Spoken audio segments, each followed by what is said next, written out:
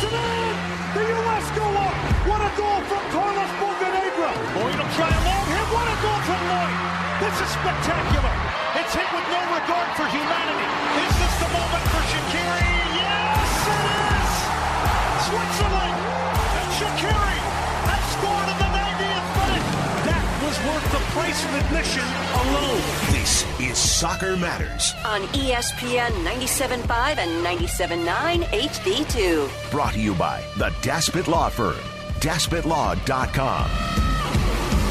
Broadcasting live from the mobile Huntington Bank Studios, located at Senate Avenue Brewing Company in Jersey Village. Here's Glenn Davis.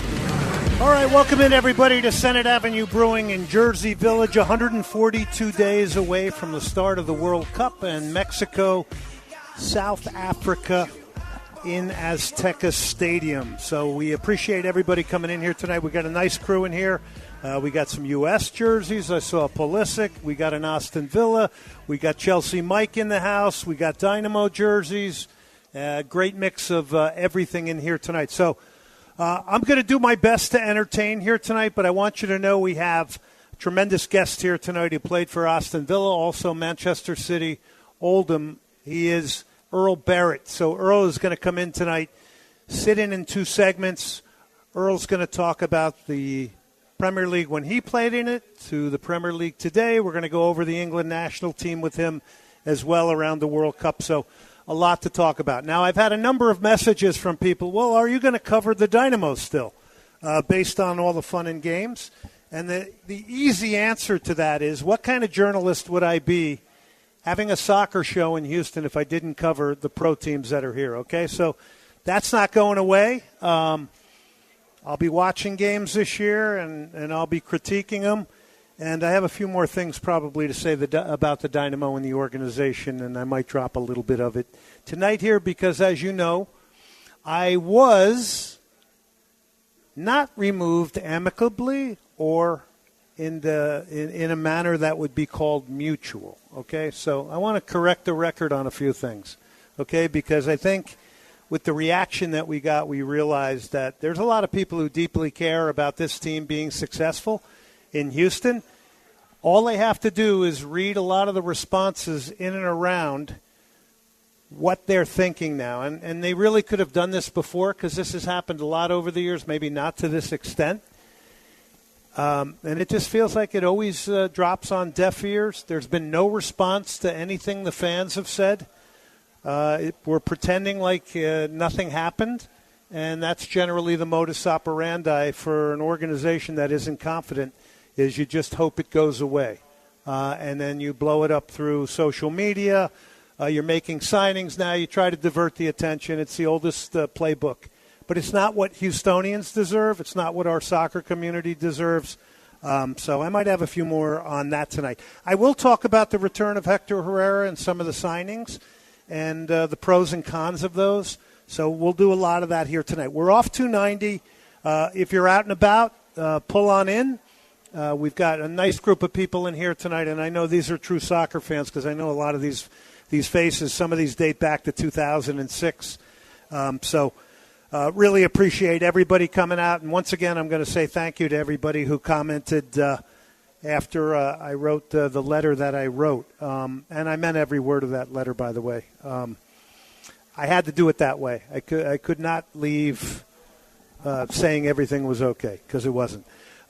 16,000 Dillard is right off 290 again.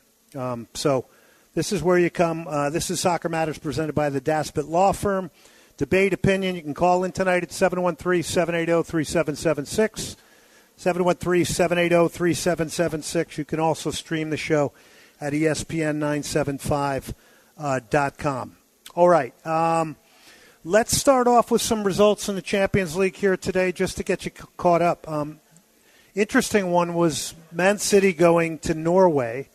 Of course, Erling Haaland's from Norway. They play a team called Bodo Glimt, and they lose 3-1. They got hit in transition a couple of times. Haaland said after the game, quote, "I don't have any answers. I take full responsibility of not being able to score the goals I should. I apologize to every single Manchester City supporter. He then goes on to say, Bodo Glimt played some incredible football. In the end, deserved it. I don't know what to say. I don't have any answers. So it's pretty interesting that happens right after losing the Manchester Derby 2-0. Maybe it's a hangover. But I think to me it kind of symbolizes that outside of Arsenal, the Premier League's really kind of a toss-up, right? Like, anything can kind of happen. It's not the domination that certain clubs had over the years, right? So I think that'll make it kind of interesting. And if Arsenal doesn't win it this time, maybe they never will in my lifetime. So it's all set up for them. Okay, we had Arsenal, Gabriel Jesus with 2 goals. Goyerkis had 1. They win at Inter Milan. That's a great win, actually, for Arsenal to go to Inter Milan and win that game 3-1 today. Real Madrid 6-1 over Monaco. Olympiacos got a Costinha game winner over Bayer Leverkusen. Sporting of Portugal. This is a good one. 2-1 over PSG. That's a pretty cool result. And they're, by the way, in the top 10 result-wise in the Champions League. Then we had Spurs with a 2-0 victory over Dortmund. I don't know if that's surprising to anybody. So there's a couple of the big scorelines today. So Arsenal is at the top of the Champions League table. Real Madrid is second. Then you've got Barcelona third, Spurs, PSG, Sporting, Man City, Atalanta, and Inter Milan. So there's a little Champions League update for all of you. All right. So we'll get into a little African Cup of Nations, and I would say, AJ, get some sound ready here because, just when I was thinking AFCON was kind of getting it together, this happens in the final. One of the big things I took away from the African Cup of Nations games that I ended up watching is I just think tactically they look more sound, they look more organized, they look less chaotic a lot of the teams. That to me really jumped out. They're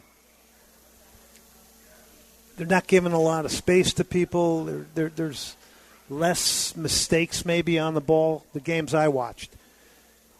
It looked like they were pulling the tournament off to a good degree until we got to the final. And Sam Mbonu is from Nigeria, so he'll be on. Incidentally, there was a very cool, and I posted it, there was a Senegalese restaurant called, I think, something Dakar. They had a huge watch party. And it's so cool, and it's such a reminder of the strength of the supporters groups in Houston, which, again, is another missed opportunity for our MLS team here. We don't even know half the supporters groups that are meeting here in Houston. Like, sometimes we don't think about this. This reminds us.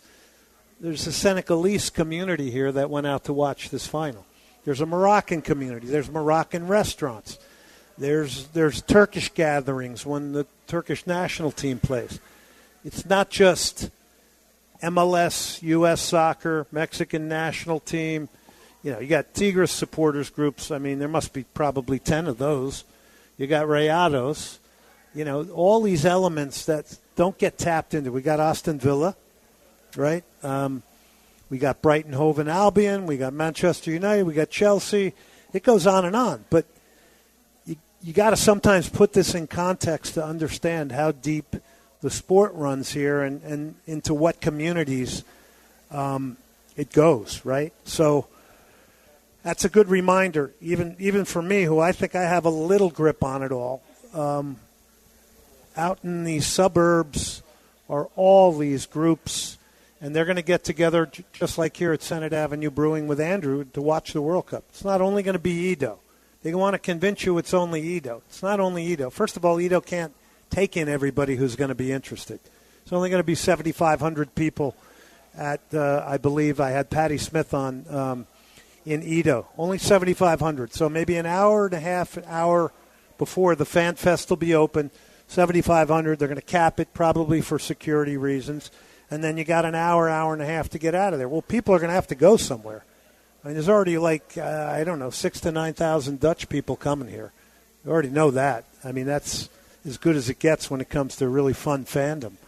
And to think we got 2 European teams, because we're all used to getting, content from South America, Central America, right? It's nice that we got Europe coming here. Got 4-time World Cup winners Germany coming. We got the Netherlands coming. I like to call them, for our casual soccer fans that are listening tonight on ESPN 97.5, and I know Brian will like this, the Buffalo Bills of World Cup finals, right? So that's where I think I'm a little bit clever, and that's when I go, you better pull it back because you're not that clever. So, so it's pretty basic. By the way, Portugal, twice. We're going to get Morocco or Brazil here, unless, we're stunned out of our brains in what happens in their group. So you're going to get either Morocco or – can you imagine if Brazil Samba's into town? I mean, pretty incredible. So lot going on, and we're getting closer and closer to it. So like I said, 142 days before it kicks off, and then I think it's 145 before we get Germany against Curacao. And all those dual nationals that are living in the Netherlands that are going to play for Curacao. Which, by the way, is a good baseball country, right? There's a lot of guys in MLB, I think, from Curacao, if I'm not mistaken. A couple of very well-known ones. All right. So Senegal wins the African Cup of Nations for the second time, beating Morocco in the final. This was the theater of the bizarre to me. To see that whole escapade with taking the goalkeeper's towel, Senegal. I don't know if anybody saw this and saw the videos. I'm sure a lot of you guys did. I never saw anything like this in my life, and the referee does nothing about it. There's 4 or 5 ball boys who don't look that young, frankly. They might have been adults in disguise. They're literally around Mendy's goal, wrestling with the backup goalkeeper for Senegal with his towel because it was raining and he wanted the towel. They're messing with his equipment. And this guy's trying to concentrate on playing, and all this stuff's going on around him pretty consistently throughout the game. And the backup goalkeeper for Senegal, I don't know his name offhand, ends up being a hero because he's constantly fending these guys off. And you're just sitting there going, am I... we didn't really see a lot of that on TV because they didn't put the camera on that. But when you watch this after the game, they didn't put it on the problem with the Senegal fans either and security after some of the calls. But it's a clown show. I mean, you just can't even believe it. I mean, you can't believe that anybody thinks this is sporting and in the realm of sportsmanship. And the fact that nobody does anything about it. Got 2 minutes?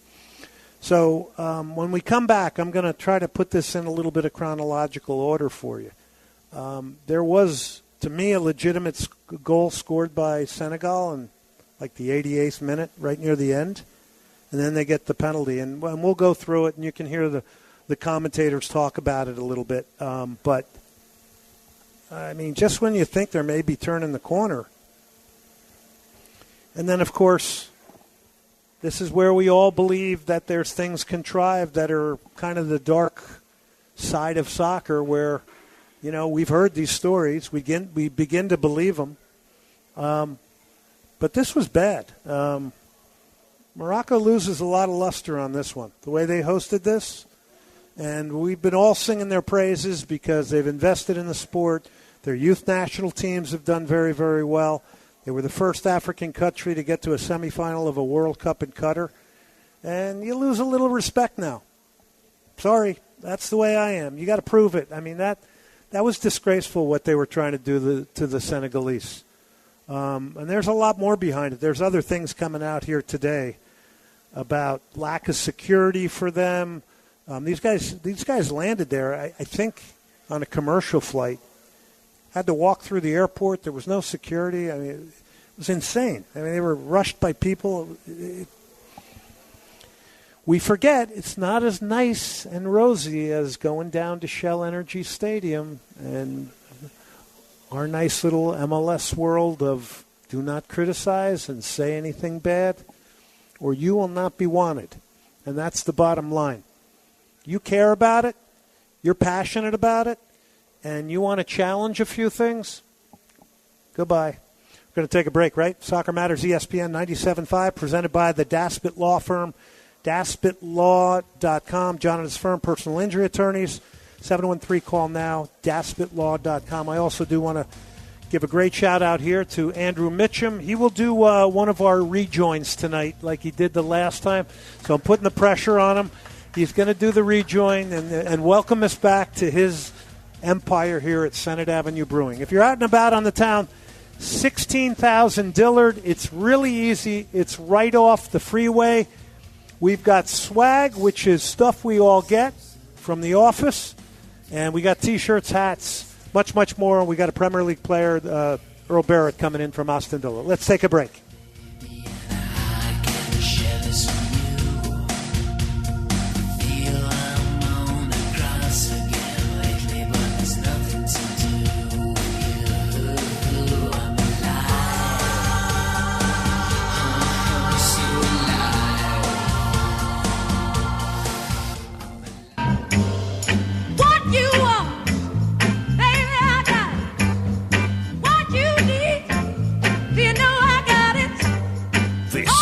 Soccer Matters on ESPN 97.5 and 97.9 HD2. Brought to you by the Daspit Law Firm, daspitlaw.com. Broadcasting live from the mobile Huntington Bank Studios, located at Senate Avenue Brewing Company in Jersey Village. Here's Glenn Davis. All right, welcome back, everybody. Jersey Village, 16,000 Dillard is where you go. That's the Queen of Soul, Aretha Franklin, with the song Respect. My friends at Cactus Music will be glad I whipped a little soul music into this one here tonight. I actually have a lot of fun coming up with the music for these shows. More than you know, probably more than I should have. So get down to Cactus Music for all your vinyl, your CD needs. And this man right here, he's got a vinyl collection. All right, so we welcome you back. Again, come on out here to Senate Avenue Brewing. Best in craft beer. It's award-winning. It's a great night for drinking beer, actually, I think. When it's cloudy, it's a good beer night. Well, I guess it's a good beer night when it's sunny, too. That's kind of just goes with the territory. So a big thank you to Andrew Mitchum for supporting soccer on the airwaves. Let's give him a round of applause because he's the one who puts all this together, and he's putting it behind Soccer Matters on ESPN 97.5. By the way, this is going to be a great spot to watch the World Cup this coming summer, and I'm going to be up here on a lot of occasions, and I will probably take up beer drinking in a bigger way this summer. Okay?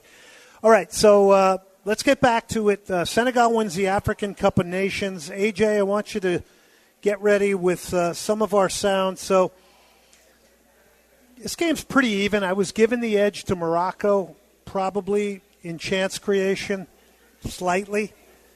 And then we get to this point where Senegal, one of their center backs comes forward. And a guy on Morocco's coming to him and has his hands out and is about to push him. And he kind of pushes back as he's coming towards him. Gets past the guy, heads the ball back across the face of goal, and they score a goal. To me, it's a legitimate goal based on what the defender did. They call it back immediately, the referee. Lo and behold, a few minutes later, this happens. Let's go to the first soundbite, AJ. Still at the monitor. Behind him is all sorts of chaos and drama. Two technical teams coming together as he looks at the replay again and again. So he's going to VAR right now. He's made his decision. This could define history. Penalty! Robert Raw. So that's when I believe the disturbance begins with Senegalese fans and then security. And the amount of security out there was crazy. So some of them are coming on the field. They're pushing back. All gets nuts. You have a 13 to 15 minute delay the Senegalese coach pulls his team off the field. Most of them leave the field except Sadio Mane. There's just all kinds of confusion, people milling around, people attempting to get into fights, officials everywhere. I mean, it's total chaos. So then after 13 minutes, Brahim Diaz of Real Madrid comes out. They settle it down. He comes out to take the penalty. Mane went back in the locker room and brought the team back against coach had sent him off. He brings them back. Obviously, you're not supposed to take a team off the field. He runs in the locker room. The cameras show him go in. He brings the team back. They're back on the field. And Brahim Diaz is coming to take the penalty. Now, anybody thinking if there's a 13-minute delay, and this goes to show you that even the greats can make big, big mistakes in choice. So I'm thinking he's going to hit this with power. People have been standing around. We don't know how Mendy has warmed up. Is he going to be able to explode to his right or left? But minimum, he's going to hit it with power. The guy decides to do a Panenka, and this is the leading scorer of the tournament. He decides to do a Panenka and be very cute, and here's what it sounds like. He misses the penalty. The focused man from Real Madrid up against Al Ahly goalkeeper Edouard Mendy, a Champions League winner in Europe and in Asia, and a winner of AFCON in 2021 edition. Edouard Mendy is just signalling something to the referee, and Sadio Mane has come over to have a discussion. This is the gamesmanship. Mendy's out. Seems to be something going on. Brahim Diaz remains focused as ever. He looked nervous. Mendy backtracks. Brahim Diaz replaces the ball.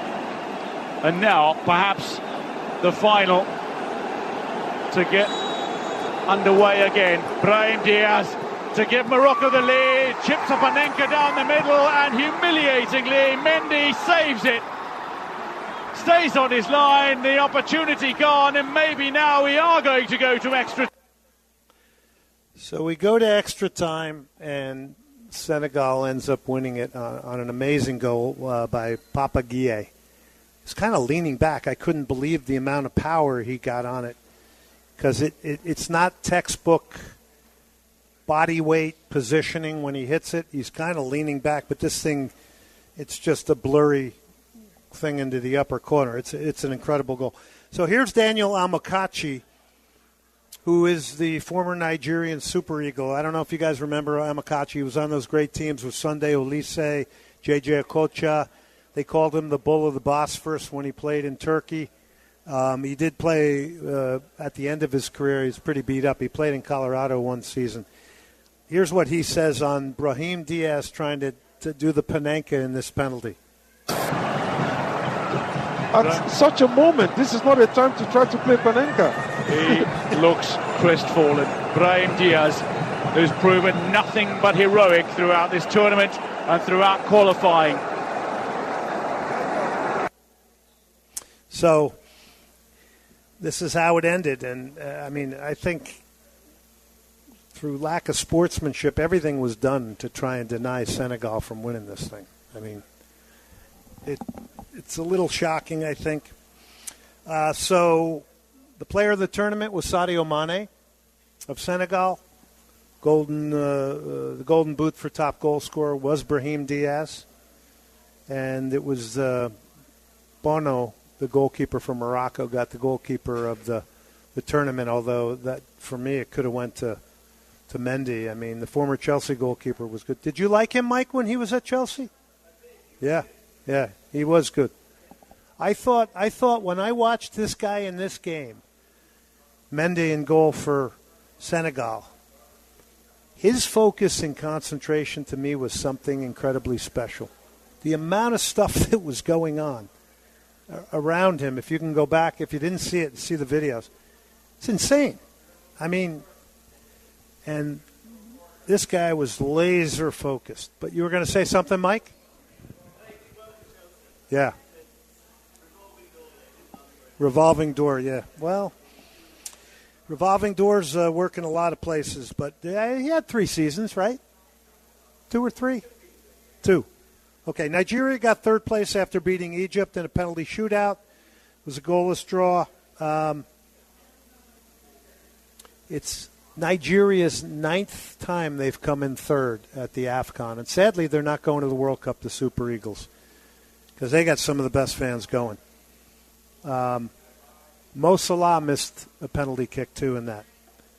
So there you go. Alex Iwobi had one of them for the Super Eagles, and then Lukman scored. So they get the third place.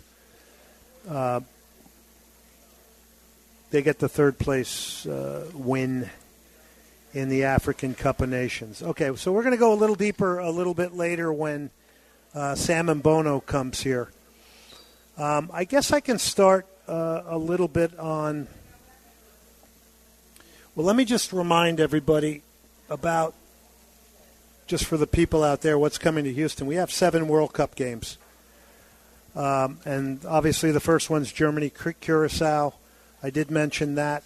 I just want to go over the schedule again for those that might be listening in and are trying to learn a little bit more about the World Cup. So Sunday, June 14th, we have Germany-Curacao. Wednesday, June 17th, Portugal will take on a playoff winner. I'm expecting the Congo to come out of that. So that might be Portugal-Congo on the 17th. That could be a very competitive, good game. Then you've got the Netherlands against either Ukraine, Sweden, Poland, or Albania. Most people are saying it's going to be Poland and Robert Lewandowski. We'll see. I don't know if that's going to be as easy as everybody thinks. Sweden will be competitive with Isak. The Ukraine, you can't look past them. And then Albania, I don't think you can look past them either in the modern game. Tuesday, June 23rd, Portugal, Uzbekistan. And then Friday, June 26th, Cape Verde versus Saudi Arabia. Now, Cristiano Ronaldo, to me, has really declined physically. So what and how he's used by Portugal, I think, is something to really keep an eye on, because he is a very powerful brand. He's the biggest social media guy on the planet. He's got a lot of power. Does he have power over the manager? I think it's going to be interesting. And can you negotiate with him what his role is going to be in this World Cup? Or is Ronaldo just, no, I have to play, and I have to play every minute? So I think that's kind of something to potentially keep an eye on in this World Cup. So then we get into June 29th, round C winner, which is likely either Morocco or Brazil, right? So think about that. If you're trying to get a knockout game and pay for those tickets, June 29th, it's a good chance it's Morocco and Brazil versus the runner-up in Group F, which that's Netherlands, Japan, Tunisia, or Poland, Ukraine, Sweden, or Albania. So that's a good game. That's going to be a good game. Imagine if the Netherlands came second and it's Brazil-Netherlands here in Houston. Ooh.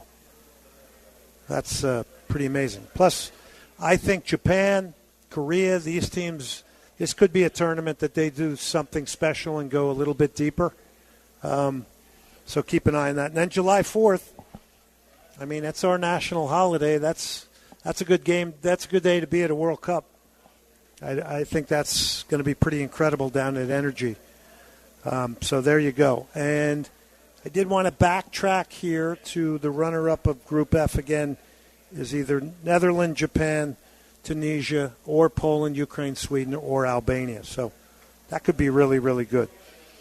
So you got 12 groups, 4 teams, top 2 advance. That's 24. Then you've got 8 of 12 best third-place finishers. So you got a round of 32. So the pros and cons of this are you have a World Cup that has got 48 teams. And you might say, well, the expansion, we know why they're doing it. It's money, it's additional content, it's all those things. And it's exciting to see a Cape Verde, a Curacao, what it means to their countries to make it. That's exciting. But then you have to also say, are we whacking the sacredness of the World Cup and the uniqueness of it and the meritocracy of it? are we maybe chipping away at that? On the other hand, once we get through the 72 games, which are first-round games, which, by the way, it took 68 for Argentina to win it in Qatar. You got 72 first-round games, and I've been trying to make that very clear on all these radio shows, because that data piece right there gives you the sense of how many more games there are. But then once you get through that, I mean, it's all single elimination. It's do or die. I mean, that's going to bring incredible drama. So I don't know where everybody sits on it. I'd love to hear what you guys have to say on it. I think it can work in a lot of ways. I do worry, though, that, a couple World Cups from now, is it going to be just like the Champions League? Will it lose its uniqueness? Will it lose its luster? Will it lose its sacredness? Will it lose all the things that make it special, so that when Toto Schillaci comes out of nowhere for Italy and wins the goal-scoring title in a World Cup, nobody knows who he is. And now the guy, except that in Italy, now the guy, because of a World Cup performance, nobody will ever forget him, or a singular moment. Like, everybody's got their singular World Cup moment, right? And everybody's got their singular World Cup.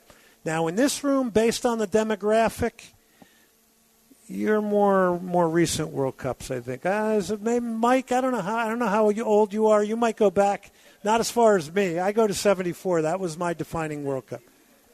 70? Oh, wow. You even go beyond me. So 70 World Cup. I think I asked you that once before. Yeah, so you're Mexico 70. And by the way, when Mexico kicks that game off, they'll be the only country to ever host 3 World Cups, but also the opening game 3 times. That comes kind of with the territory. All right, we're going to take a break here. I do have to give a shout-out here. We're at Senate Avenue Brewing. Come on out. Join us here. Great spot. They got a patio. Tonight it's not as active as usual because it's a little bit colder, but this is like a German beer garden. Senate Avenue Brewing, 16,000 Dillard. Come out here. Amazing beer. The Belogi Bowl tonight is a go-to for everybody. I do want to remind you about a new sponsor, Slip Sliders, 1802 Bins in the Museum District. Backyard Burger. They've got the Caribbean Chick. They got my favorite, which is the Shrimp Shack. So that's my favorite. Great casual spot. Chef-driven sliders. They're getting behind us just like Senate Avenue Brewing. It's all made to order there, just like here. Backyard Burger's a good one. Buffalo and Blue's good with blue cheese if you want a little bit of a nice sharp cheese with your burger. But I will tell you, these sliders are excellent. They've also got chicken tenders down there if you're at the zoo, if you're at Herman Park, or you are cruising between Energy and Edo for the Fan Fest during the World Cup. Slip Sliders, 1802 Bins. Let's take a break. We got more to come. And let Jimmy take over. Yeah, you know what I'm talking about. Yeah, get on with it, baby.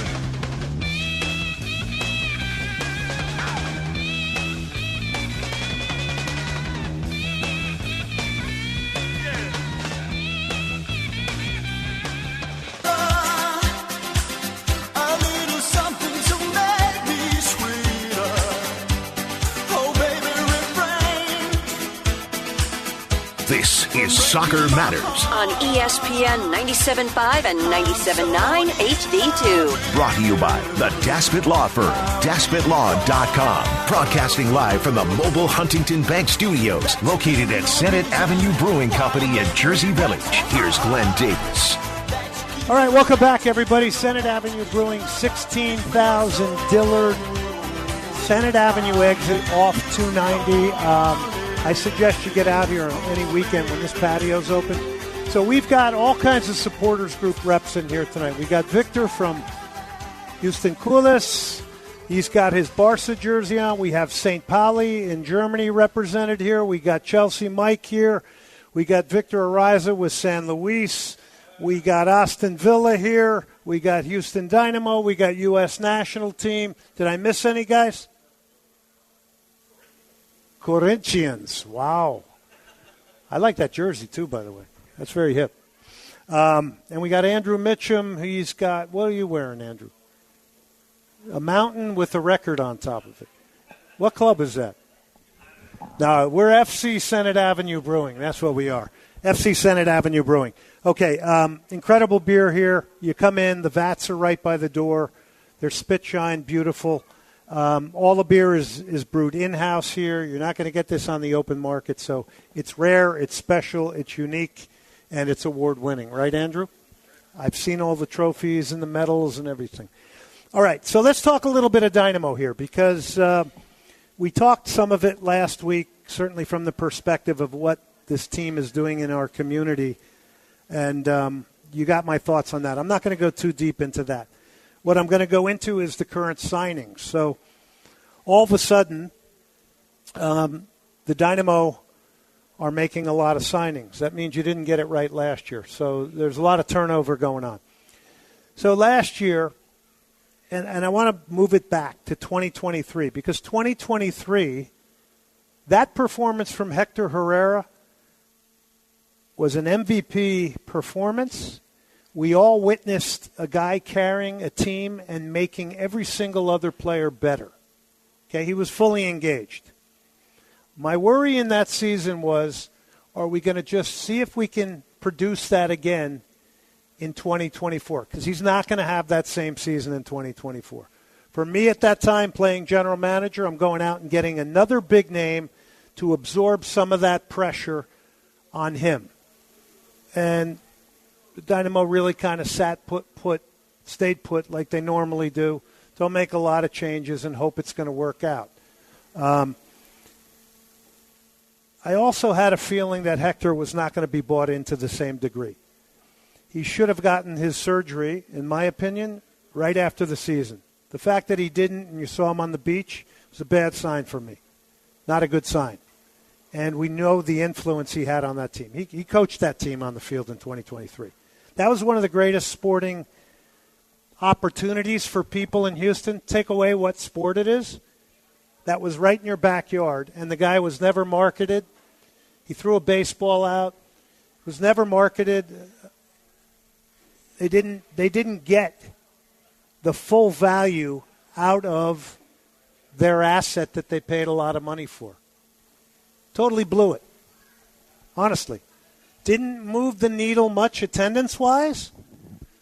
And that's even from people in the Dynamo organization who will go nameless that told me that. But I could see it. I could feel it. And it did not move it relevancy-wise. Now, you wouldn't believe, and I'm not mentioning names, how many people from the Dynamo organization are reaching out to me behind the scenes right now. I don't know what that says. It says something. It might mean that maybe some of the things that are being said are resonating with the front office. You have heard me talk about how weak I think the front office is. There's no communication. There's no transparency. Nobody speaks. We had a brief interlude at a press conference, which was bizarre because you had the owner talking about DPs and you had Tim Howard come on and do verbal gymnastics for about 5 to 6 minutes and say absolutely nothing and prove to us that Tim does not know anything about the Houston market. I'm sorry, that was disrespectful to everyone, in my opinion. It was certainly I'm sitting there going, I can't believe this. I mean, you would have been better off not doing anything. By the way, Pat Onstad was not invited to that press conference, and the president of the team sat on the side with a pair of sunglasses on, whose day-to-day operations, and does not say a thing. Now, I'm recounting something from the last show. But what I'm trying to say is signings on the competitive side are great. They're less great if your front office is not on the same page. So where is the investment in the front office, in the best talent? Why don't we go get somebody from one of the best MLS teams and pay good money to get them to lead our club with soccer passion, soccer institutional knowledge? That can be done. But the investment in the front office, to me, doesn't look good. Hence, we don't have a lot of communication and transparency because people that don't feel soccer have a hard time talking about it. And this goes on in D.C. with D.C. United. This goes on in a lot of other markets. So if you're looking at the blueprint of MLS and how it incentivizes people to come in, occupy a vessel, which is a soccer team, hold on to it for 4 or 5 years, right? You get the payoff at the end. For all I know, and you guys could educate me, for all I know, maybe they're not even worried about putting people in the seats. Maybe that doesn't matter. Because if you know you're getting the payoff at the end, let's offload expense and not pay for big executives in the front office. Okay, now they can say, yeah, they're making a lot of moves. That's okay. I mean, I give that up. I hope they're good players. I think they have cachet. They look like they've played in very good places. I don't know these Brazilians. I don't know them, but they got to be better than something you had if you're going to improve the team. And then the Bogusz one is interesting. I think the Dynamo might be overpaying for him, but they might have to. By the way, $10 million, a lot of that's incentives and everything. So they are spending good money for him. But remember, there's a lot of incentive. By the way, he hardly played at Cruz Azul. He had a lot of injuries. Cruz Azul must be going, we'll take this money, based on all the crazy stuff that's happened with Cruz Azul over the years, with the president running off with the money. I don't know if you remember the year they won the title, they absolutely did a fire sale and got rid of everybody. Sold off all the players, and then, if I'm not mistaken, the president took a bunch of money and headed to Brazil. They caught the old man, and he's in jail now. So fun and games don't just happen in Morocco during AFCON. So the Dynamo signed Guilherme. He's a winger from Santos. Guilherme? Is that how you pronounce it? Okay. Oh. Lucas Halter, Botafogo, a center back. We all know the center back problems last year. Hopefully Sviatchenko's healthy again. Augustin Bozat from Vélez Sarsfield, a midfielder. Bogusz. And then today you saw Nick Markanic, second division player on loan from Castellón. Was a big goal scorer in the USL. What wasn't in the press release is he's leaving a team that's in second place in the Spanish second division, which means these guys have a great shot at getting promoted. So you wouldn't be offloading a player that you believed in, I think. So that allows the Dynamo to come in.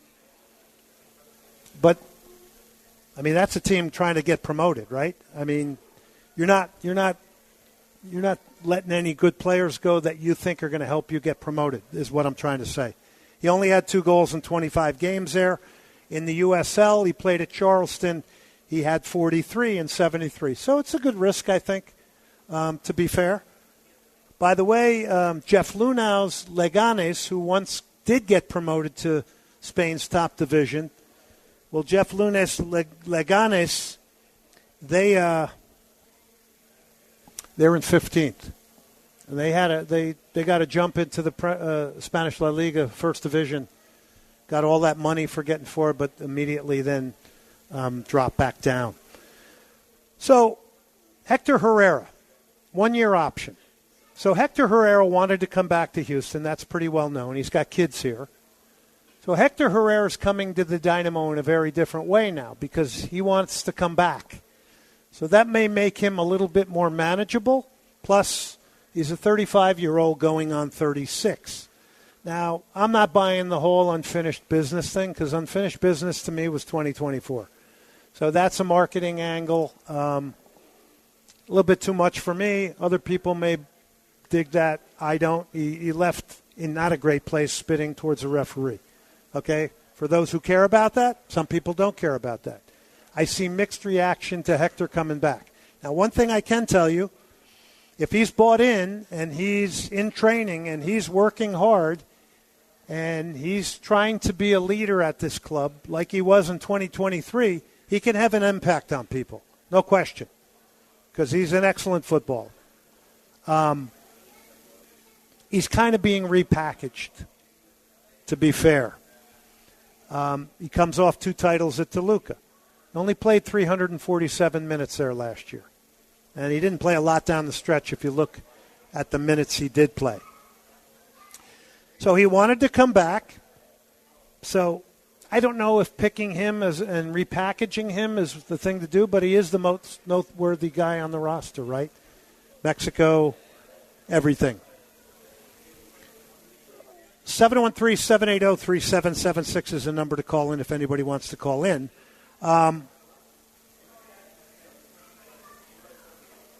Like I said, I thought he mailed it in 2024. Now some people will say, well, you're full of it. He was injured. Yeah, he was. Got injured a lot, but sometimes you get injured when you do mail it in and you don't have a good preseason. Remember, he did his hamstring along the end line after having the knee surgery. So he'll have influence on people daily. He can lift younger players. How do you utilize him? What will his workload be? What will his expectation be? Will it be to be a starter for 90 minutes? Have the Dynamo spoken to him about, hey, you're going to have a differing role here? Some games you're going to come off the bench to manage a game out if we're winning. Some games you're going to start. Some games you're going to be coming in, you play 45 minutes. You might have a workload and a minutes sort of thing placed on you. But he's going to be 36. Now that's negotiable, and let's see how that all works out. But I have a feeling he's going to be a very good citizen because he wanted to come back, right? I prefer the 2023 guy who had a bit of an edge and, was like, hey, this is my team. I'm running this team. You guys are following me. I love that. And we don't have enough of that. We sometimes wonder, if this club has a pulse, honestly, because nobody talks except for Pat Onstad and Ben Olsen because he has to after the game. Outside of them, nobody talks. And we were all promised year after year after year, we're going to get more communication. We're going to be more transparent. And every year it never happens. So I hope you're banking some of this data and some of these points that I'm bringing up here tonight. Because what I loved is that fans are speaking out and they want more. And I hope you keep that going. I hope you don't let that go. Because as I did an interview today with a guy named Jochen Sauer, who heads up the Bayern Munich youth system, which is an interview I'm going to run tomorrow night. Fascinating interview. He talks about healthy pressure. He spoke about, we had an agreement with Dallas, but Dallas wants to be more regional. They want to be more regional. They don't want to be like LAFC. They don't want to win things. So my point is healthy pressure is needed. This organization doesn't want it. They want it all beautiful through an orange lens. And it's up to us to hold them to the fire and not be afraid to speak out. And that was one of the beautiful things I got out of all the responses from all of you. And I thank you for that because that's the next ascension for us in Houston. We're not having the World Cup here because of our MLS product. I can promise you that. All right, we got to take a break. 713-780-3776, ESPN975.com. Watching Hector Herrera this year and his involvement is going to be very, very interesting. We'll take a break. Senate Avenue Brewing, 16,000 Dillard is where we're at. We got Sam Mbonu coming up tonight. We'll have Andrew Mitchum lead us into our next return here on the air. Take a break. Senate Avenue Brewing, 16,000 Dillard.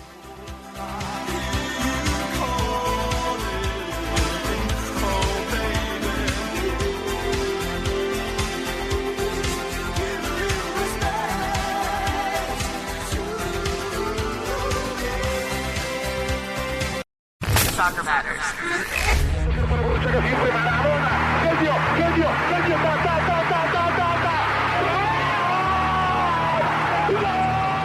Quick shot, score! The U.S. with Dempsey. For Fabregas, who looks for Iniesta, who's onside. Spain score. Entonces el centro, remate de gol. Gol de oro, gol de oro, gol de Oribe. Gol. This is Soccer Matters On ESPN 97.5 and 97.9 HD2. brought to you by the Daspit Law Firm, DaspitLaw.com.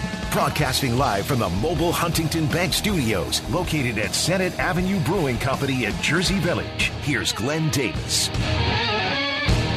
right, welcome back, everybody. Senate Avenue Brewing here in Jersey Village tonight. And by the way, let me just give a shout-out to Jersey Village's Senate Avenue Brewing. All right, this is a local favorite, community-driven brew pub. You feel that when you're in here, okay? You feel that. All the beer, IPAs, amber ales. Andrew's going to laugh at me because I'm trying to be a beer expert here right now, which I'm not as good a beer expert as I should, but I know this beer is good because I've had it. Malt forward styles, a lot of different creative stuff going on. They're always, conjuring up stuff there in their beer lab back there. I don't know what he calls it. But it's all small batched. It's all craft beer. It's all in-house. You're not going to get it out in the public. It's excellent. Excellent patio. Excellent food. Tonight, the Belogi Bowl.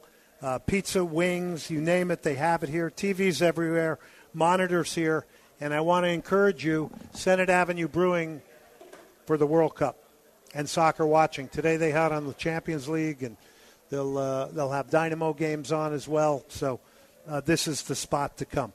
So Andrew's going to introduce in our next segment the legendary Earl Barrett, who's here tonight. So Earl just arrived, and he's going to introduce them. And Andrew, so you have to come back.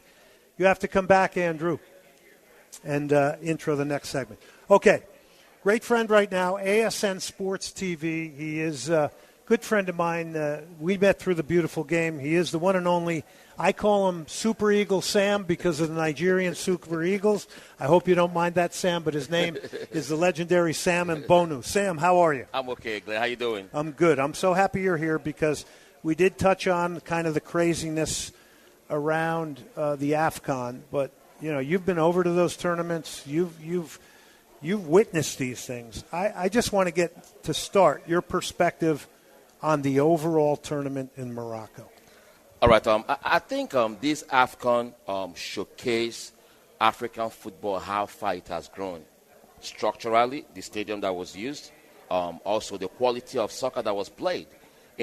Even though there was some, questionable referee calls, but at the end of the day, it showed, how big the African game has become. And also, when you look at the caliber of players that played in that game, these players are top players in their various clubs. Look at Mo Salah. Look at the guy that got their goal against Morocco, Papa Gueye, played for Villarreal. Look at Sadio Mane. Even though he plays in the Saudi Pro League, he has won everything in club soccer. So, in overall, this AFCON, just like what CAF president Patrice Motsepe said, that commercially, this AFCON generated a huge amount of revenue in terms of commercials that people bought into, and also the quality of play. And he went ahead to announce some little changes in the African soccer. Before, we had what they call the CHAN, where the local-based African players compete. And now he has scrapped it. Going forward, after the next two editions, the AFCON will be every 4 years. So in place, he now introduced what they call the African Nation League. Just like you have in CONCACAF, you have in UEFA and stuff like that, to fill in those gaps. So African soccer is growing in numbers, tactically, technically, and structurally. He's Sam Mbonu, ASN Sports TV. Sam, where are you on Twitter? Just mention your Twitter. You can follow me on Twitter at Sam Mbonu, SAMMBONU, and also on all the social media platforms. That's just my name. Okay, by the way, I will let you have Sam Super Eagle. You can do whatever you want with that. Or I'm going to rush home and I'm going to get that thing, I'm going to get control of that. All right, so I want to take you into something you just said.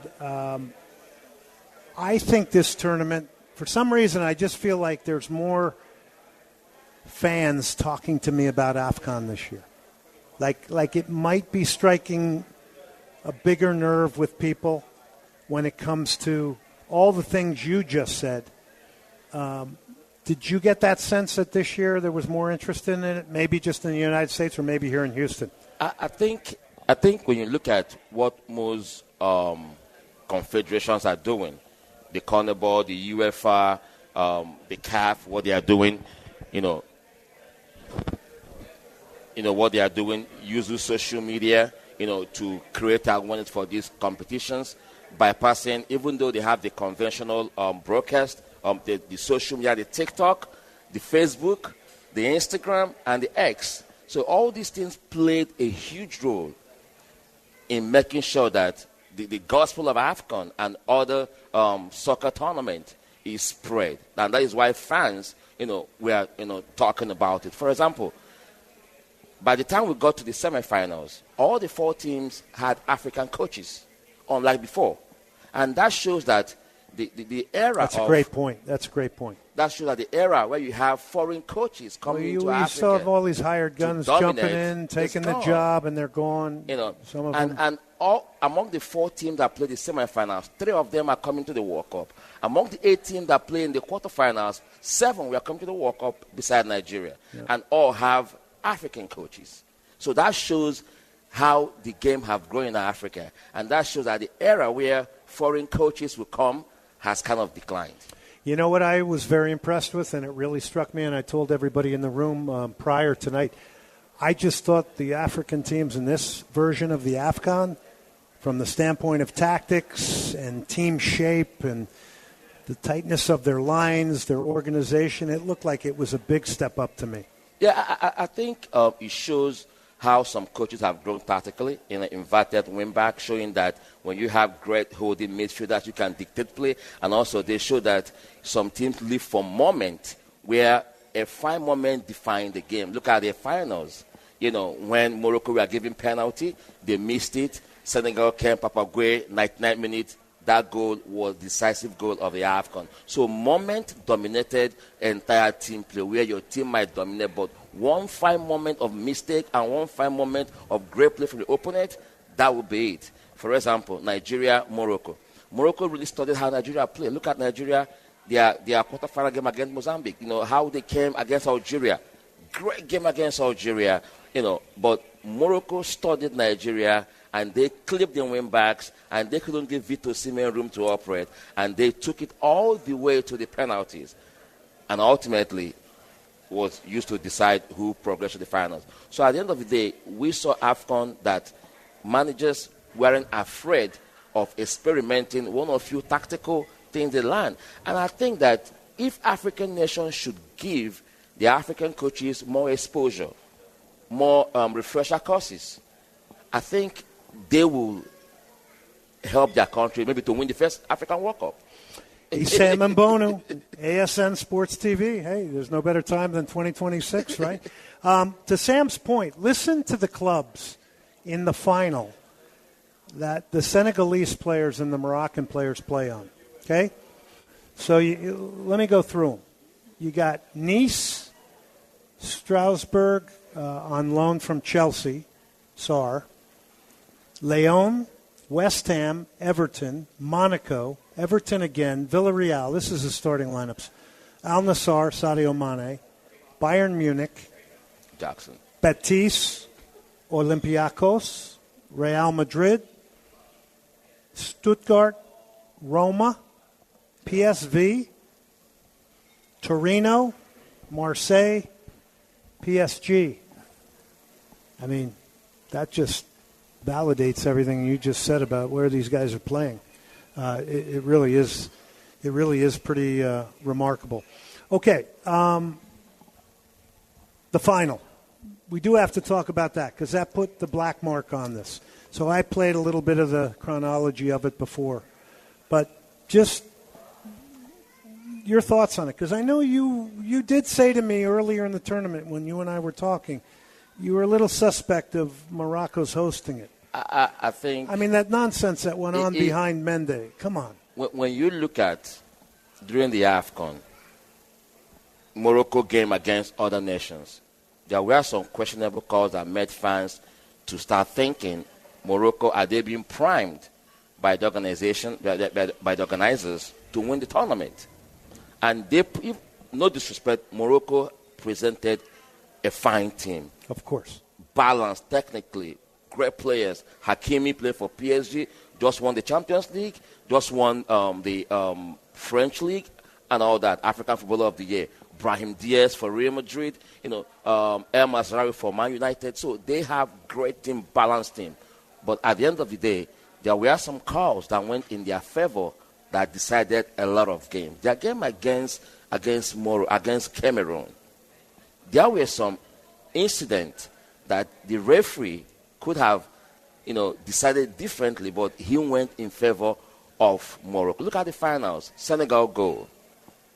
I thought it was a good goal. He should have at least looked at the VAR. For sure. To have a second look. But he just blew, and that was it. Now, when Morocco now got the penalty, he was now forced to go to the VAR, and which I understand the emotional aspect of the game. So they felt that you're not going to cheer, we're going to stand up, to what we believe in. And that gave the commotion, and everything, went, and we saw how the whole thing play out. At the end of the day, Senegal won. But I think, most of our Africans really want Senegal to win the tournament, looking at all the favorable calls that Morocco we are getting. I, for one, I was going for Senegal. But one thing you should know is this. The AFCON has always been rivalry between the North Africans and the West Africans. Before these finals, North Africa have won the AFCON 11 times, while the West African nations had 10 titles among 4 nations. Look at the African Football of the Year award. It has always been North versus West. Osimhen, Lookman, then Hakimi came. Mane, look at when they all won. So it has always been that rivalry between the West Africa and North Africa. So I think Senegal winning it, a lot of West African nations, we are behind them to win it. So I want to tell you a funny story about Sam. When I met Sam, he was doing commentary at the top of what is now Shell Energy on an Open Cup, the Open Cup 2 times ago. 2018. Okay. So I was alive then. So I walked by and I hear this guy and he's like really passionate. He's really into it. And I'm like, man, who is this guy? I got to meet this guy. And so he tells me he's from Nigeria. We start talking about that. So I said, hey, come on my radio show. So the first time Sam came on my radio show, it's probably not long after that, right? Yeah, not long after that. We did an interview, and not a single person knew a word Sam said. I was so fast. He was speaking Nigerian. So I said, Sam, you got to slow down. I said, I'm getting some of it. But, I mean, he was the fastest talker ever. But yeah, you've done a great job. We Nigerians, we speak fast. And, if I'm talking fast now, a fellow Nigerian will understand all I'm saying. But you'll be like, what? But at the end of the day, it's all about clarity and communication. Well, you've done a great job of really kind of taking us through the AFCON. How much of a black eye is that final game on this? What's that? All the controversy and everything. A lot of controversy. Did that hurt the overall? Well, it does hurt the overall perception. People pushing the narrative that should be a black spot on the African game, I disagree to that. Because when you look at histories of where coaches and players, Lionel Messi led Argentina on a walkout. But the problem is a lot of people only tuned into the finals. They don't see all the other good stuff that goes on in all the prior matches that were very entertaining, very interesting. And then they tune into the final and they see the craziness. Oh, it's just crazy again in AFCON. That's what they think. No, it's not a stain on the African game. And I think the coach of Senegal, CAF, has given him suspension, which is rightly deserved according to the rules of the game. He shouldn't have told his players to walk off the field. Yeah. But then, in the heat of the emotional, but then I got to go back beyond that. Before that even happens, they got 5 guys taking the towel. Their goalkeeper. They got all.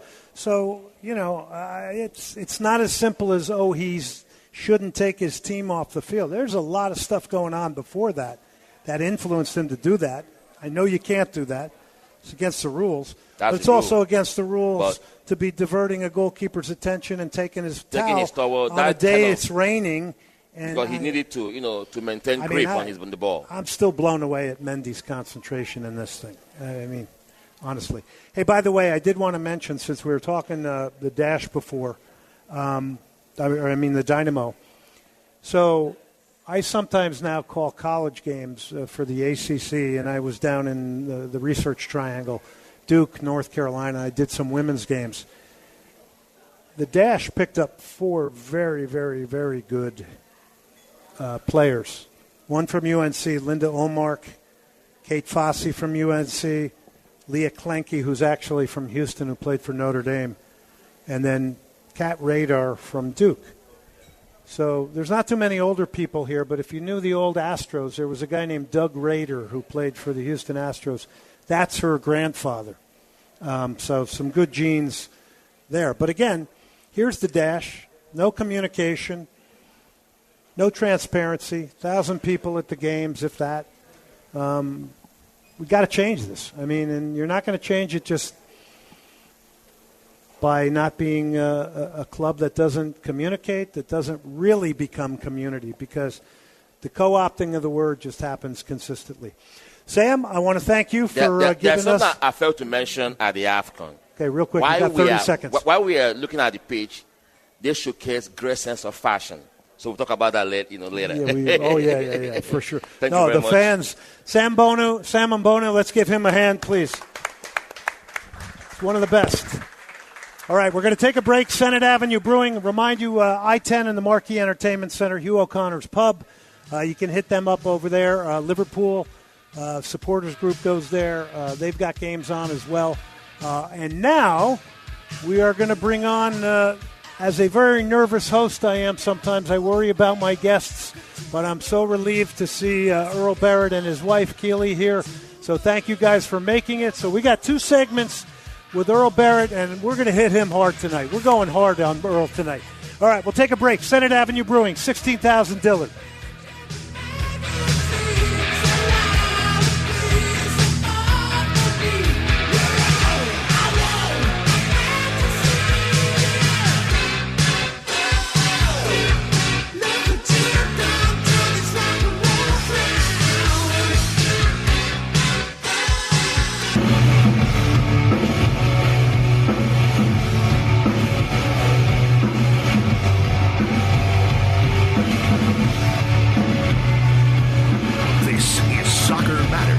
ESPN 97.5 and 97.9 HD2. Brought to you by the Daspit Law Firm, DaspitLaw.com. Broadcasting live from the mobile Huntington Bank Studios, located at Senate Avenue Brewing Company in Jersey Village. Here's Glenn Davis.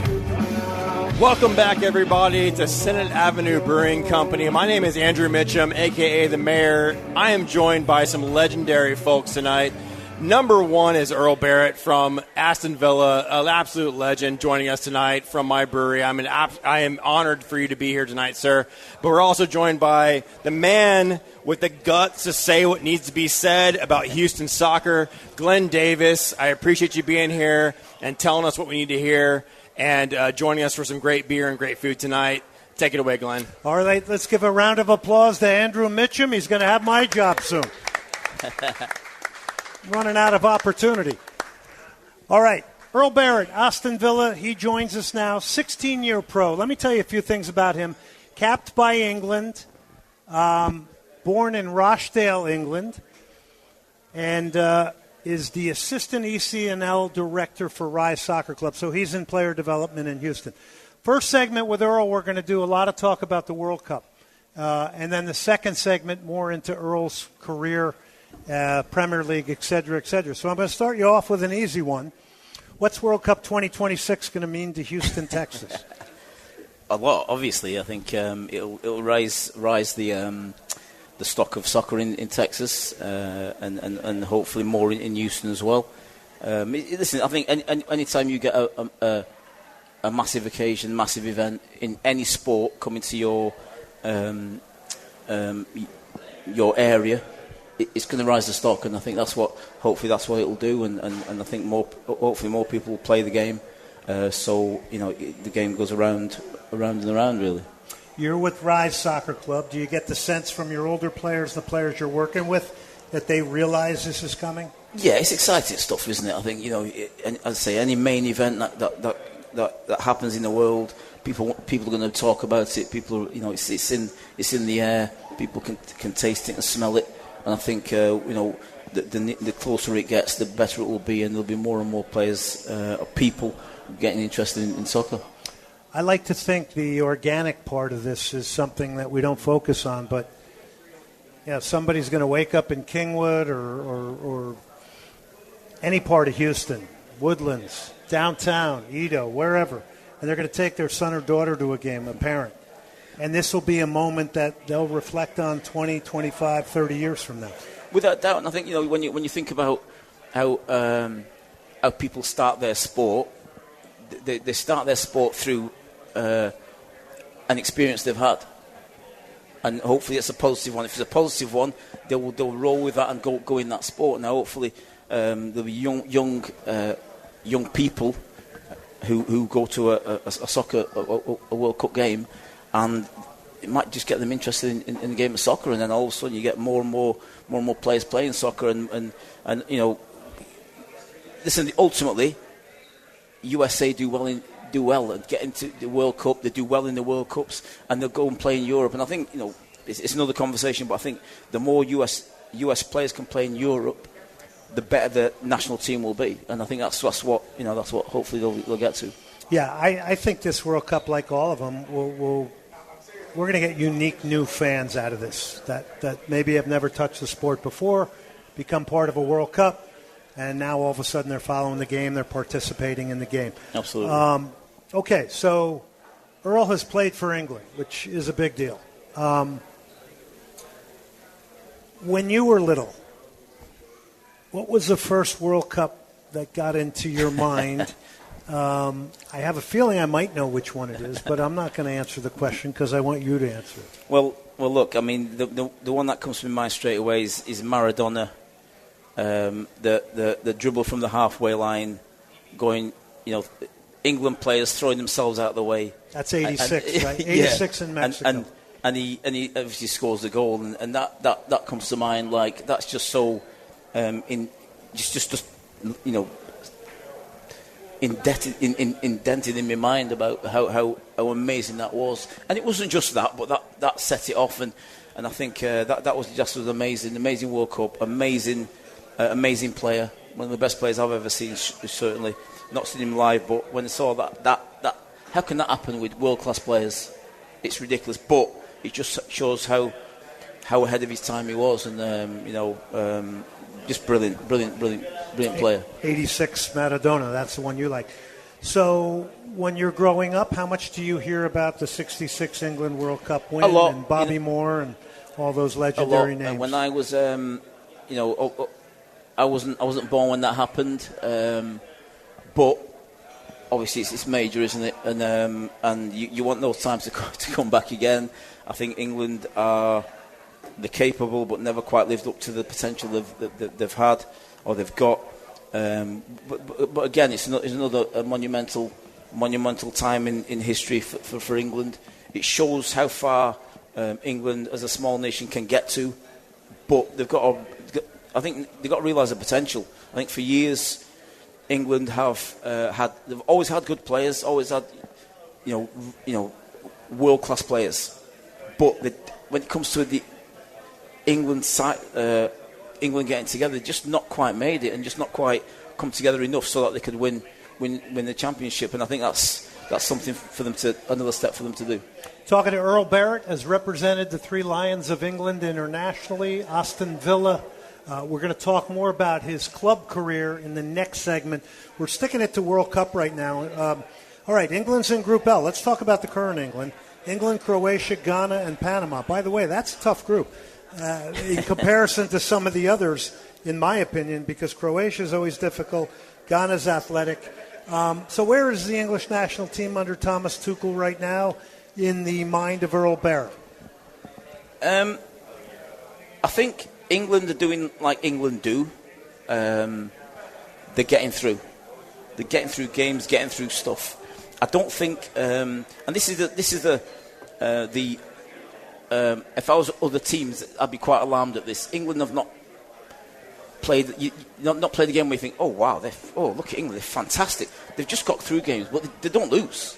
They very rarely lose. Yeah. So once they start hitting the mark, once they start collaborating with each other and get that cohesion together, look out, because they've not done that yet.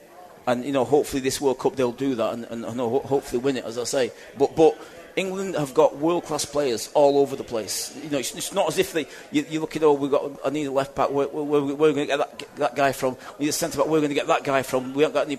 We've got got so many players playing all over the world and high-level players as well. So to me, it's just making sure those high-level players come together and then some of the parts do their thing. I have to break some bad news to you. Oh. About England. Oh. Remember the last World Cup? The U.S. midfield outplayed that high-powered English midfield. Tyler Adams, Weston McKennie, we ended 0-0. If we had won that game in that last World Cup, the U.S., that would have been the greatest victory in the history of this country. But just had to drop that in because people forget that. The U.S. played excellent against England that day. So let's get back to the current England. I had to drop that in. All right, so Declan Rice, Harry Kane, I mean, the pieces, the blend of experience and youth is good. Yeah, incredible. As you say, I think, Declan Rice has been phenomenal for Arsenal. He started, obviously did the West Ham thing, he came to Arsenal, and he's just got better and better. And I think sometimes when you get young players who get into a situation that's bigger than where they've come from, it weighs on them a little bit, and they don't quite get to the level. But Declan Rice, he's just gone, this is me. I want this. I want more, and he's just risen and risen and risen. And that's what I mean. That kind of attitude, that kind of effect, or from the environment that he's getting is made him go to get to the top, really, and he'll get better. He'll get better as long as he's driving things and helping to drive things. I think we'll be fine. He's the big balancer. Then you got Harry Kane that can now check back. I mean, he's almost as much a creator as he is a goal scorer, right? Yeah. England, listen, you look at England, they've got youth and experience in there, in that squad. And again, it's just all over. So, obviously, they've got to get the balance right. But Harry Kane, what can you say about Harry Kane? He just scores goals for fun, whether he drops back or not and plays that kind of 10 position or lower 8 position. He'll create goals, he'll score goals. He's just so effective in games, and I think having that kind of player in your team, how can you, as an opposition player, how can you deal with him? It's going to be very difficult. Yeah, I love watching him play. I love the fact that he's so humble and he's not involved in all the off-field stuff. It's just like total. Those are the guys that I'm attracted to in a big way. Okay, before we let you go, you represented England, and we're going to do more of this talk in the next segment. But what was it like the first time you put an England jersey on to represent your country? I mean, this is rarefied air. So when I was in the game and you're playing, you kind of just you move on from stage to stage, and you kind of take it as it comes. Really, you really do. You just kind of go, I'm at this stage now. I've been sold to another club. I'm at this stage now. But it's sold to another club. I'm at this. I'm playing for England. I'm at this stage now. So you kind of you roll with it. Now, obviously, you have to have a certain temperament and an attitude to go with it. But I just roll with it, and I didn't think too much of anything. But I've looked at myself back in that moment, and I remember when I was playing for England, my chest was out, and I was standing straight, and I was. So obviously, it's a proud moment, I mean, and looking at myself, I looked really confident. I was standing behind. I wasn't, and so to know that's what it did to me is obviously that's it. It makes you feel proud. You're playing for your country is one of the best things that can happen to you. And in that moment, we played particularly well, and I'm in the team. I'm gone through all the England stages. It's wonderful times. By the way, when you did that, I checked my posture. I was a little slumped over. I need to sit up straighter. I think I'm lying a bit too back. It's okay, yeah. All right, we got Earl Barrett here in the house. Let's give Earl a round of applause, please. We're going to take a break here. We're going to come back. We're going to take some of the questions from you, the audience here tonight. We're going to continue with some great talk with him. We're going to talk about his former England manager, Graham Taylor. We're going to have some real fun. We are at Senate Avenue Brewing. It is 16,000 Jersey Village, best in craft beer, best food. By the way, we got swag here for anybody who wants it at the end. LamontBrands.com. Great place for all your printing needs. Let's take a break. We'll come back. We'll finish it up strong tonight with Earl Barrett.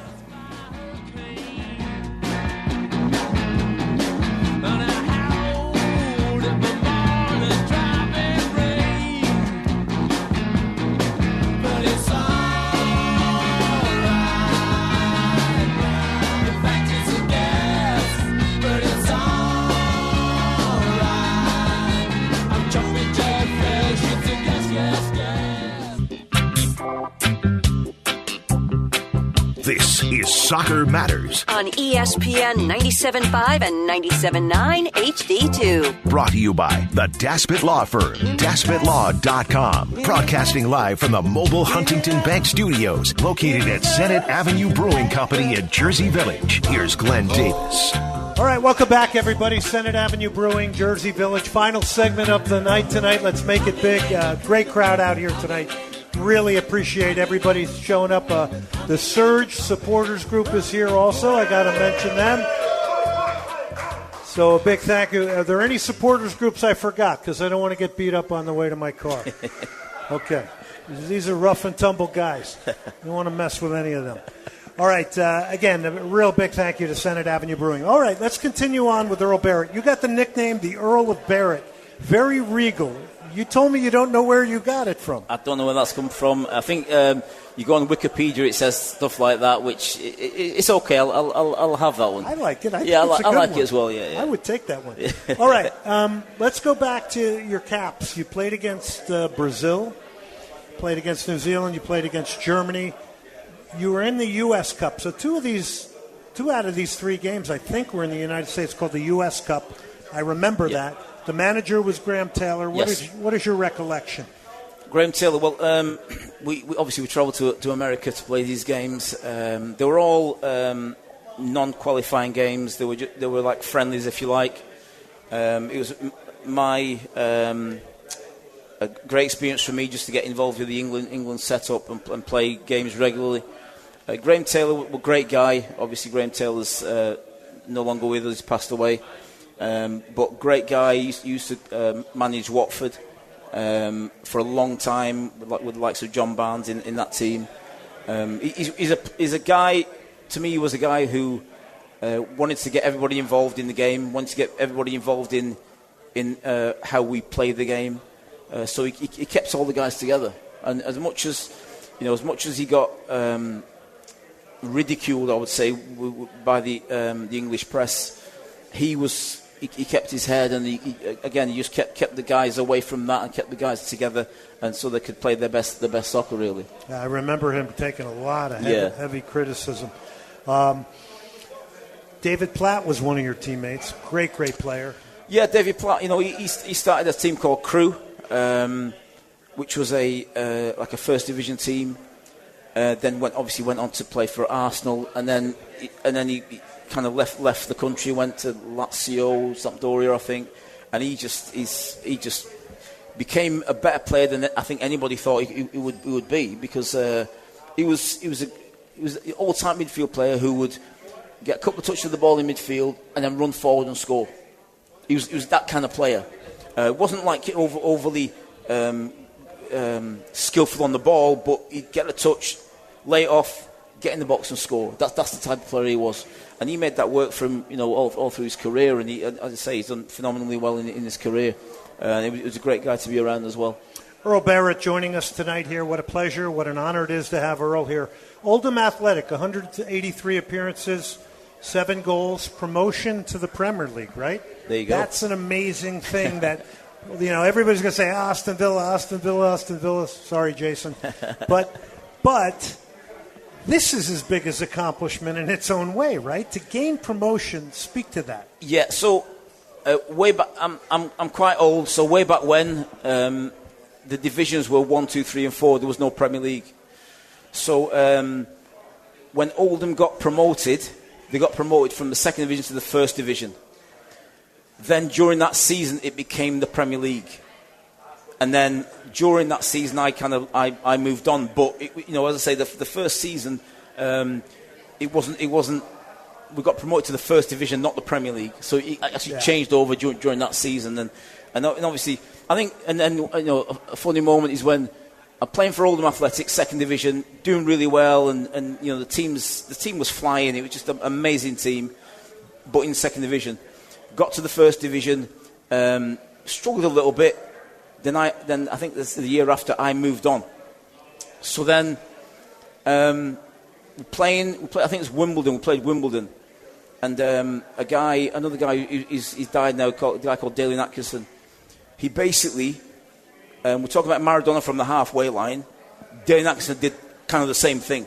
He played a 1-2 pass and in our half. Then I don't know how he did it. He ended up dribbling the whole half, chipped the goalkeeper, and I'm like, wow. And umbrella, and the thing is, when you have to pinch yourself, that was a moment because I'm thinking back to Oldham Athletic, and I'm now at Aston Villa in the Premier League, and that's when you know, wow, nobody at Oldham Athletic could have done that, and that's when you know you're on a higher level of the game, and you go. So to be around those type of players was amazing, and to me, being around those type of players made me a better player because potentially I've got to deal with that player in another team. So I've got to be on top of my game so that I can do that, and that's a privilege to do that. And I enjoyed that moment and those times. He's Earl Barrett, 116 appearances with a goal with Aston Villa, 92-95. You were runners-up, right? Second place in the Premier League, unbelievable. Yeah, another time where we're and Aston Villa doing well at the moment, and the 92, 93 runs up to Man United, and in the end, we're like 2 points away from Man United all season, and this is when experience is a lot, and Sir Alex Ferguson's had that experience. The Man United players had that experience. Man United players have not just turned up and were first. They'd done that over a matter of years and years and years. So and we hadn't. So in the year we were again. When you're doing really well, you don't think about things. You just play and everything goes well and blah blah. And then we dealt with all the hard times as well. Of course. To me, the best teams will go through a moment of despair or anxiety about how they're playing and they're not getting results. But to me, the best teams, it's how they weather that storm. If they limit their losses in that moment, they'll come out of it because they've got good players. And so we're in this time. We were second to Man United and we're doing really well. And we're 2 points. Then I think. We might have even gone first, and then we came back to second. 2 points all season. And then come like March, April, we, excuse the language, our asses went a little bit. And we became really anxious about stuff. And then in the end, Man United won by 10 points. Beat us by 10 points to win the league. To me, that was just experience, and they just kept going. And obviously, you've heard of Fergie time, and getting 11 minutes extra time and scoring a goal. And they had all that going for them and all that. But just great to be around that. Great to be. It's great to play against a manager like Sir Alex Ferguson, who's I admire a lot, and be around all that and all those great players who played for Man United as well. Unbelievable. I think this comes from the Aston Villa fan club and Jason. It wasn't hard to figure out. What is your best memory of Villa Park? And don't say Ozzy Osbourne's last concert. There's a few. I mean, it's hard to pick one. The season, again, that Man United season, every game was just like, we're going to win. It was so confident. But there's two moments. We played Middlesbrough, I think it was 93, and the local in the UK, the local soccer program in the evening was a match of the day, and on match of the day, one of our goals got mentioned, and it was a goal where every player touched the ball and then we scored, and we beat Middlesbrough 5-1 that day. But it's one of those days where people talk about being in the zone. If there is a zone, we were in the zone because we just kept playing and moving and playing and moving and playing, and they couldn't get near us. They really couldn't get near us, and that was one moment. But also played Inter Milan in the European UEFA Cup. Went away, lost 1-0. Obviously, and then we come home. We won the game 1-0. So what it meant was it went through penalties, And so we went through penalties. I did not take a penalty. Forget that. I'm not doing any of that nonsense. So, and it came down to it. And then Phil King, who was a left back, a great guy, funny guy. He scored a goal to win us that leg, and that was only the first round. That was the first round, 2 legs. So we got through, and it was just Inter Milan went to the San Siro in the first leg. Amazing, just amazing, and to be around again, be in that moment. It's like, looking back at it, it's a proud moment, and we ended up winning the game for 2 legs. So phenomenally proud of that, and really excited about it. He's Earl Barrett. All right, so the changes between the Premier League and your time and now, what are the biggest things that you see through your lens? Money. That's a good one. That's a good start. Yeah. I think there's a bit more money now. I think people ask me questions about the Premier League and now and when it was before, but I just think, me personally, if I was in the Premier League now, let me phrase this again. If I was in a second division team or a first division championship team now, and I got to the Premier League, and would you be able to stand the pace and the power? Yeah, because I think if you're good enough, you react to the stimulus around you. And in those days, that's all I did. I went from second division to Premier League, and the stimulus around me was quick soccer and really good players. Can you do it or not? And fortunately, my brain helped me to kind of go, right, I need to do this now, and I need to go quicker here, slower there. I need to sort him out. So my brain kind of worked with it, and it kind of just worked. And I think it's the same thing with the Premier League now. I think it's got quicker and quicker. Players are stronger, they're fitter, all that kind of stuff. But it's still the same game. It still amounts to one team scoring more than the other team, and that's it. So it's a great game, and I'd love to be playing now. I really would. And people talk about, would you play against Ronaldo? Yes, I'd love to play against Ronaldo. Even if you kick me ass, I don't care. But it just means that you're on the stage. It means you're around it. You're in the room with Ronaldo. That's not a bad room to be in. So that's how I used to improve. That was my attitude towards the game. It wasn't, oh no, Ronaldo. It'd be, okay, let's see what I can do. What an opportunity.